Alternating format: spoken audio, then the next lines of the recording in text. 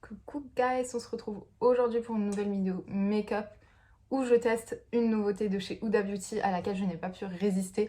Réellement, est-ce qu'elle tient ses promesses? Elle est censée annuler, neutraliser la couleur jaune pour les soutiens jaunes, pour les soutiens olive. On va se maquiller ensemble et on va voir qu'est-ce qu'elle vaut réellement. Donc je vous laisse regarder la vidéo sans plus tarder.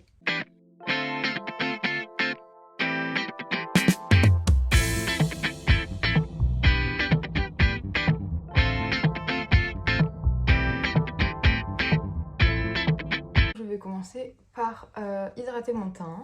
Donc là, j'hydrate ma peau avec une crème que, ça y est, j'ai adoptée. C'est celle-ci et pas une autre. C'est la crème Beauty of Joseon Daily Cream. C'est une marque coréenne. Voilà. On va bien hydrater la peau pour bien la préparer. Parce que pour avoir un beau make-up, l'important, c'est de faire une bonne préparation de la peau. Parce que si la peau est mal préparée ou alors que la crème n'est pas bonne, que la peau est sèche ou mal nettoyée, bah le make-up il sera dégueulasse. Donc pour éviter tout ceci, on hydrate bien notre peau, on met un SPF, Beauty of Joseon, je mets 2 doigts entiers. Oh, j'y arrive pas trop. Hop. Est-ce que on trace des lignes comme ça, s'il vous plaît? On hydrate bien, on prépare sa peau. Alors, n'ayez crainte, ça ne va pas rester tout blanc. En fait, la couleur change une fois que vous chauffez la matière. Là, en l'occurrence, je vais utiliser des produits pour contrer le côté jaune d'un teint. Je vais faire exprès de prendre un de mes fonds de teint qui s'oxyde le plus et qui tourne le plus vers le jaune, ce qui est le cas des Charlotte Tilbury ou des NARS. Moi, je vais venir prendre le NARS, c'est la teinte Stromboli. Je vais prendre celui-ci parce qu'il a un sous-ton jaune et que dès qu'il s'oxyde, en fait, il tourne de plus en plus vers le jaune. Donc, je me suis dit que ce serait bien de commencer avec un fond de teint comme ça pour voir s'il y a une réelle efficacité du produit qui contre le côté jaune. Donc là, j'ai mis 3 pompes. Donc vous voyez, il y a un sous-ton jaune qui se voit direct. Voilà, vous voyez ma peau normale, le sous-ton jaune. En fait, ce qui me dérange, c'est vraiment ce côté jaune. Sinon, ce fond de teint, c'est un de mes fonds de teint préférés. Et je rajoute de nouveau 2-3 pompes. D'abord, j'estompe sur mon pinceau et après, j'applique. Et après, j'applique. Je tire légèrement la matière. On va venir rajouter au niveau du front.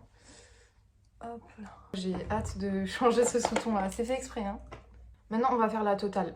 Je vais vraiment tout tester pour voir si ça va fonctionner ou pas. Ce petit sous-ton jaune, s'il va être annulé ou pas. Là, je mets juste un tout petit peu de correcteur de couleur. Donc, c'est le Perle de Huda Beauty. J'en ai pas forcément besoin, mais j'aimerais voir si ça fonctionne avec, du coup, ces correcteurs de couleur en dessous. J'en mets pas énormément, hein, comme vous pouvez le voir, c'est juste un tout petit peu pour corriger. Ça, c'est plus pour les personnes qui ont des cernes, on va dire, un peu bleu, violet, même vert en vrai. Vous corrigez en fait la couleur de vos cernes et ça va un peu camoufler ce côté mauvaise mine et ça va vous donner un côté bonne mine. Ça ne fonctionne pas, on pourra pas dire ah le rendu est mauvais parce que l'anti-cerne n'est pas le bon. Non, là j'ai utilisé ces anti-cernes, donc il n'y aura pas d'excuses. Si ça fonctionne pas bien, bah il n'y aura pas d'excuses. Dans le sens où c'est full tes produits Huda McQueen. Donc là, si moi j'ai encore cet effet jaune, orangé, lorsque je viens appliquer ta poudre, on ne pourra en vouloir qu'à ta marque. Parce que là, c'est le test ultime. C'est trop jaune, du coup j'ajoute toujours un petit côté blanc. Mais je vais pas le faire parce que justement on va tester jusqu'au bout. Et je vais garder ce côté un peu jaunâtre. Oh, j'avais oublié que je l'avais celui-ci. Je m'en souvenais plus. Des fois en fait, j'achète tellement de nouveautés que j'oublie des produits que j'adore. Juste parce qu'en fait, j'utilise les nouveaux que j'ai, mais du coup, là, je vais utiliser le Tone Tour de Huda Beauty. C'est dommage, j'ai pas un fond de teint Huda Beauty, j'aurais pu faire le full face Huda, mais j'ai pas de fond de teint Huda. Du coup, là, on va venir tracer. Franchement, le Tone Tour, magnifique, hein, si jamais. Regardez-moi ce teint. Regardez là, regardez là. Franchement, Tone Tour, on peut rien y dire. Ce qui est juste dommage, c'est que les teintes foncées sont tout le temps en rupture. Écoutez, j'ai pas de blush Huda. J'ai pas de blush Huda. Qu'est-ce que je peux faire? Je vais venir mettre un blush de Yves Saint Laurent parce que je n'ai pas de Huda. Mais je me dis que ça peut le faire.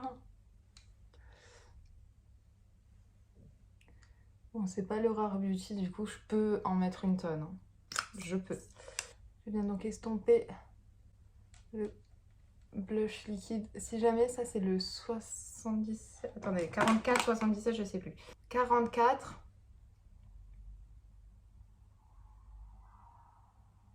En tout cas, cette couleur de blush est sublime. Je trouve juste que si t'en appliques pas une tonne, bah en fait ça te bouge le produit, les produits en dessous. Niveau de la couleur, je suis fan du produit. Niveau de la texture, je sais pas. Je reste pas transcendée. Par contre, je suis transcendée par celui-ci, le poudre. Je vais passer au côté poudre, je vais rajouter du bronzer. Je vais rajouter celui-ci de Charlotte. Je vais pas beaucoup en mettre parce que pas envie que ça soit trop voyant. Vraiment, je veux qu'on voit plus le blush que le bronzer là. Donc, en tout cas, cette teinte de blush, c'est vraiment moi quoi. Si j'avais été une teinte de blush, j'aurais été celle de Yves Saint Laurent, la 44.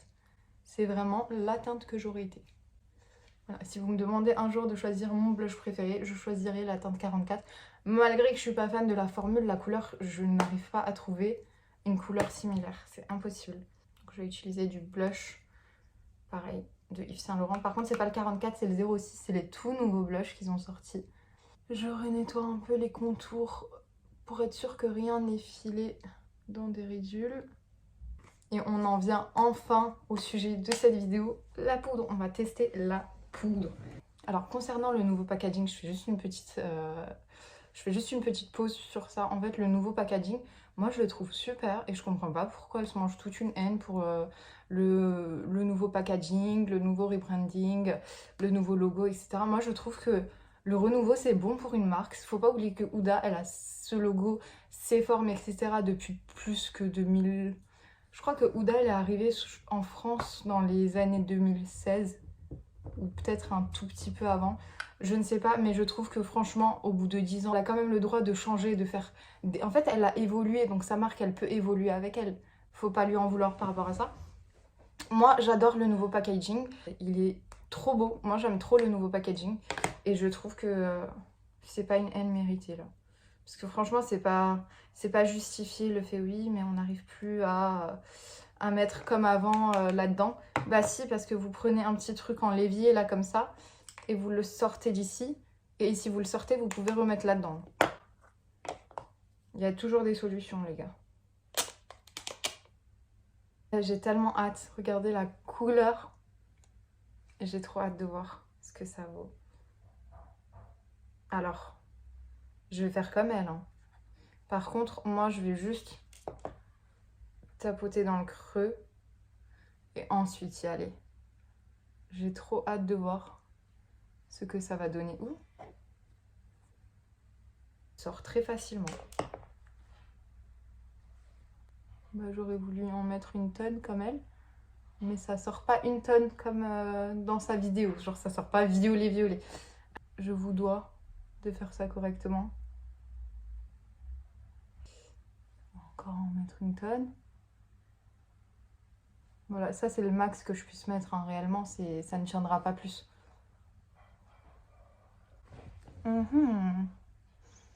Intéressant.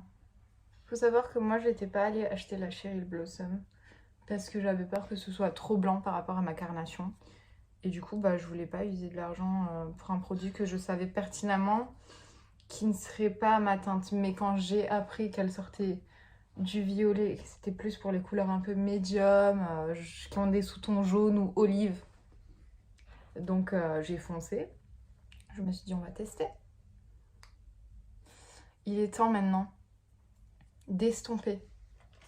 La différence entre ici, donc le côté bien jaune, et au-dessus si c'est plus neutre. C'est censé être beaucoup plus neutre maintenant. Et oui, j'en ai mis une tonne, maintenant je suis obligée d'estomper un peu. Intéressant. Écoutez, j'ai un sous-ton neutre. Genre là, vraiment, réellement, en dessous de mes yeux, c'est neutre. C'est pas violet, c'est pas rose, c'est juste neutre. En fait, c'est juste venu éliminer ce côté jaune que j'avais, dû aux sous-teintes et dû à l'oxydation des produits, parce que du coup, moi, mes sous-teintes sont jaunes, donc mes produits ont une sous-teinte jaune, donc quand j'en achète réellement, bah oui, ça s'oxyde au bout d'un certain moment et ça devient très jaune. Donc moi je pense que Huda a tenu ses promesses avec cette poudre et que si vous avez un sous-ton assez jaunâtre ou sous-ton olive, il faut que vous achetiez cette teinte de poudre.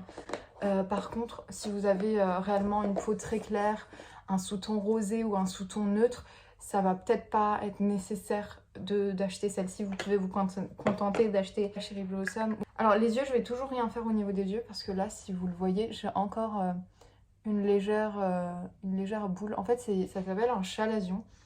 C'est en fait quand ton œil n'évacue pas tout le liquide ou je ne sais quoi. Et du coup, bah, en fait, ça fait une boule et ça te forme une boule comme un bouton au niveau de l'œil. Et il faut que ça parte avant de remettre des produits parce que sinon, si je mets un produit par-dessus, là, le produit, il est bon à jeter parce que je pourrais pas le réutiliser. Ce qu'on va faire, c'est que je vais brosser mes sourcils. Je ne mettrai pas de mascara pour cette vidéo, vraiment désolée. Ça ne sera pas un full face complet, mais bon, c'est pas grave, j'ai de longs cils, donc ça ne se voit pas énormément, on va dire. Par contre, je vais venir mettre une couleur au niveau des lèvres. J'aimerais bien des couleurs un peu comme ça. Alors ça, c'est trop rose déjà. Donc j'aimerais bien mettre une petite couleur comme ça. Alors si jamais celui-ci, c'est le Soar de chez MAC, S-O-A-R de chez MAC. Celui-ci, c'est le Walnut, c'était quoi? C'était quoi? Wherever Walnut, c'est le 606 Wherever Walnut. Et celui-ci, c'est le Mahogany de chez NYX. Tout ça, c'est presque que du Huda. Franchement, honnêtement, là, il y a une grande épaisseur. Vous ne le voyez pas forcément, mais franchement, j'adore Huda. Donc, je pense qu'on va lui faire honneur et on va mettre celui-ci qui va bien avec le make-up. Par contre, j'adore ces gloss. Par contre, le seul truc que je n'aime pas, c'est que l'applicateur en prend tellement qu'on dirait que vous bavez. Du coup, moi, j'essuie toujours un côté et je mets que un autre côté.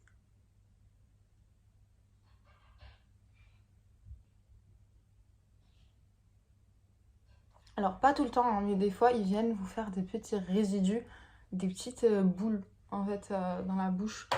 Je sais pas si vous comprendrez, mais des petits résidus, quoi. Bon, là, aujourd'hui, c'est pas le cas. On dirait qu'il me manque quelque chose dans mon maquillage à cause justement des yeux qui ne sont pas finis. On dirait que je suis nue du visage, là. Donc de glow.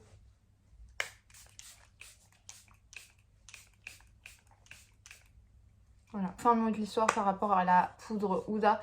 Je trouve qu'elle tient ses promesses. Elle tient vraiment ses promesses. Donc si vous avez une peau voilà, un peu médium ou un peu plus que médium, que vous avez un sous-teint jaune ou olive, foncé. Parce que franchement, ça neutralise la couleur. En fait, le violet vient annuler la couleur un peu jaunâtre. Du coup, ça neutralise et vous avez un teint neutre en dessous des yeux. Genre vraiment, réellement, pour ceux qui ont un problème de sous-teinte jaune, olive, et avec les fonds de teint, les anti-cernes qui s'oxydent tout le temps, ça, c'est très bien pour contrer. Après, comme dit, si vous avez une teinte plus claire ou si vous avez des sous-tons rosés ou neutres, ce n'est pas forcément utile pour vous de l'acheter. Après, vous faites ce que vous voulez, hein. Si vous voulez l'acheter, vous pouvez aussi. Je vais l'utiliser très souvent. J'aime bien ce côté un peu... En fait, j'ai l'impression qu'elle est venue un peu illuminer sous mon œil, alors que d'habitude je suis obligée de rajouter un anti-cerne blanc par-dessus l'anti-cerne de ma teinte, parce que justement vu qu'il s'oxyde, il devient un peu jaune avec le temps.